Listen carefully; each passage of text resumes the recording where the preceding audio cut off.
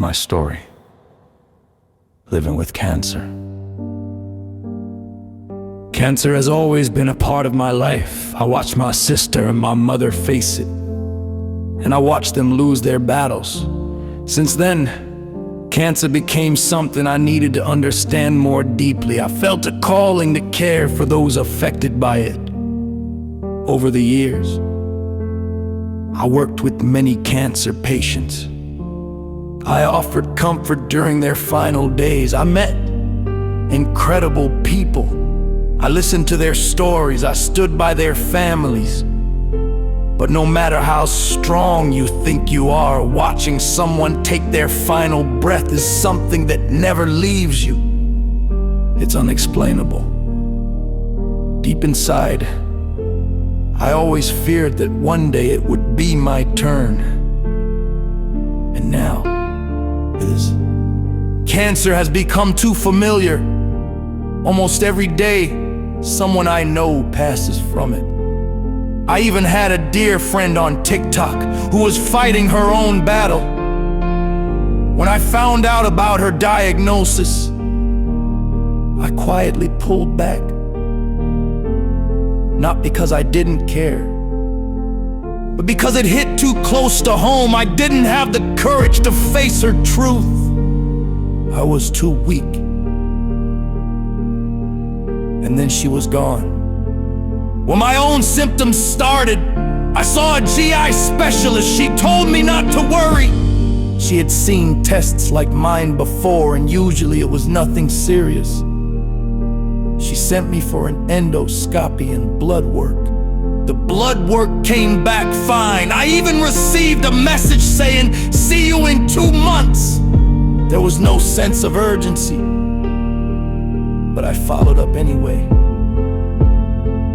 Within days, I was scheduled for an endoscopy. After the procedure, while I was still in the recovery room, the doctor came in. She spoke gently, but her eyes gave away more than her words. Something didn't feel right. A few days later, I met with an oncologist. I sat there hearing the words, "You have pancreatic cancer." I didn't panic. Not because I wasn't afraid, but because some part of me always expected this day. I've lived my life on the edge, always under pressure.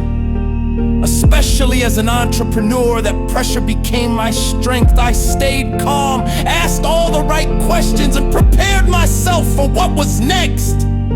My oncologist didn't waste time. She said we needed to act fast and aggressively. That same day, I received over 30 calls from different specialists, each one helping to shape a plan of attack. She told me she would use one of the strongest forms of chemotherapy at the highest dosage possible. Given my age and health otherwise, she believed I could handle it. Soon after, I had my chemo port installed and began my first treatment. The plan: go into the hospital Monday, begin the infusion, then return home with chemo running through my body for the next 2 days. But the night before my first session, I ended up in the emergency room, my body already reacting to the stress. I was afraid they'd cancel my treatment, but thankfully, I got the green light to proceed. What I didn't realize was how much cancer would change me. Each patient reacts differently. The chemo affects every part of you, your mind, your body, your soul. I thought I understood what my mother, my sister, and my patients went through, but I didn't. Not until now. Now I know. This journey has taught me to love deeper, to understand more, and to embrace people for who they are, not who we expect them to be. If you're walking with someone through this, don't just sympathize. Sit with them. Listen, smile with them. Love them. Hate has no place here. is only part of my story. I don't want to make it too long, so I'll stop here for now. The next chapter is coming soon.